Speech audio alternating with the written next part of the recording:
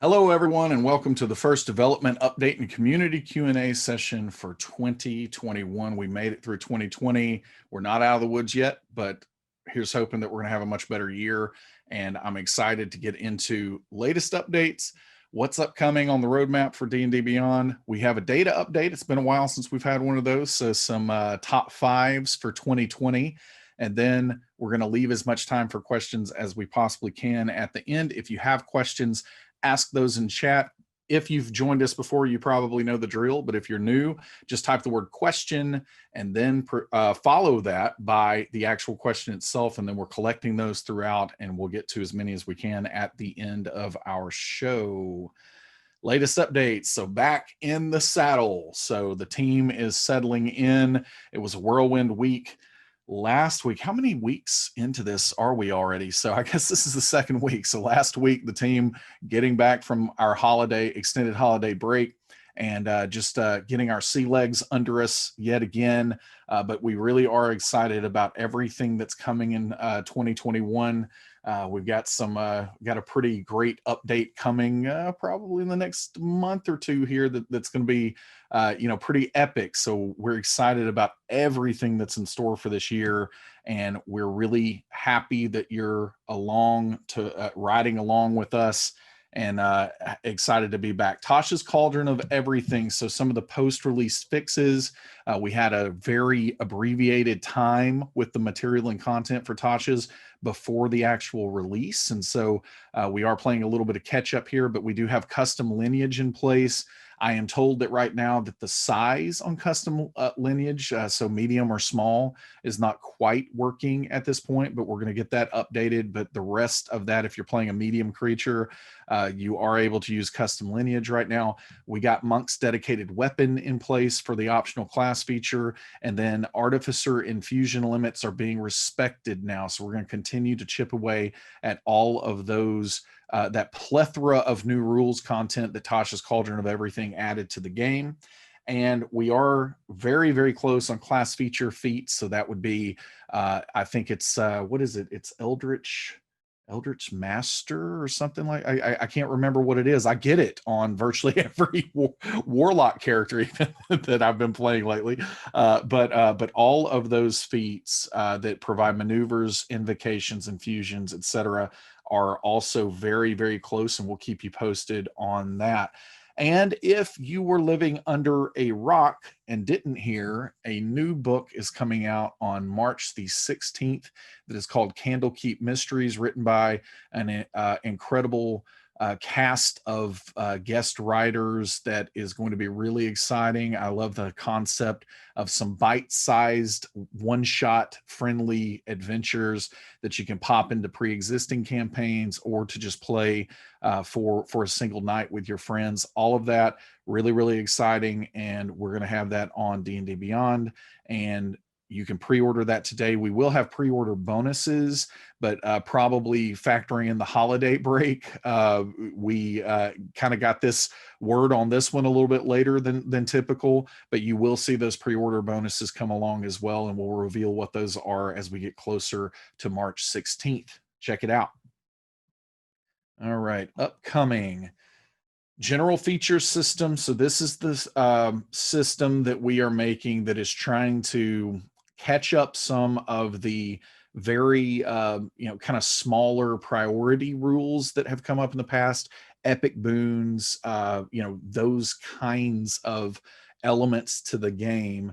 But also the really big key with this is we're trying to future proof. So as new rules like that come up, we're wanting a system that essentially can attach modifiers and everything else. If you've used our homebrew functionality, those kinds of elements to other kinds of game mechanics, and do that with a level of flexibility that hopefully we're not having to reinvent the wheel every time something new like that is added to the game. So that is a big part of what we're doing with the general feature system. Character sheet updates for special rules and exceptions. Life Domain Cleric is at the top of that list. That is a focus here for us in Q1.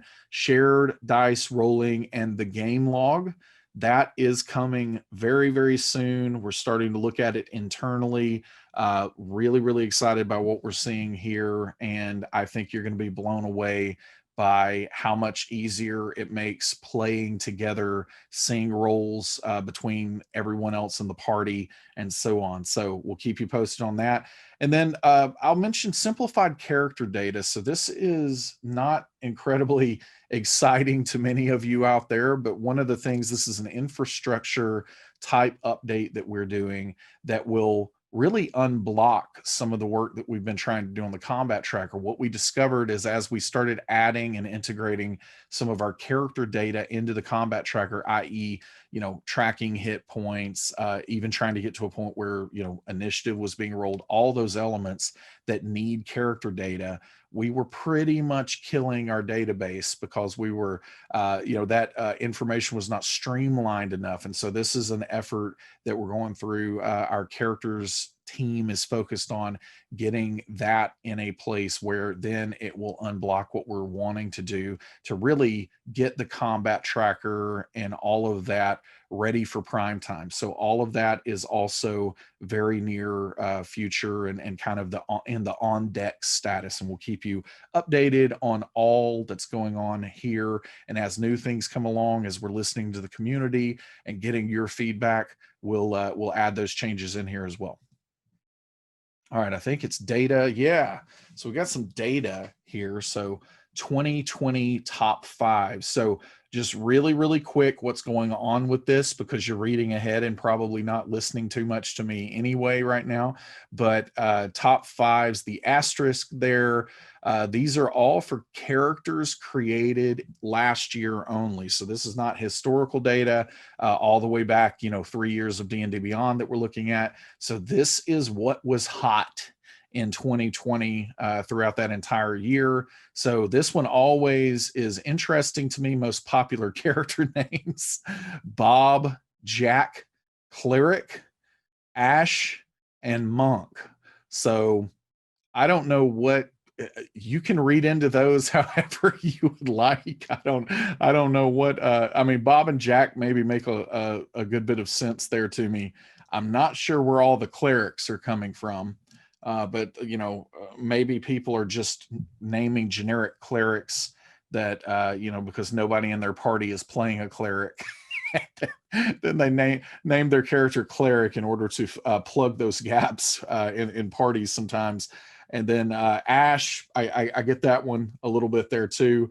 And then same thing with Monk. I'm not sure why people are calling so many characters Monk, but I don't think that this is the Adrian Monk variety of investigator.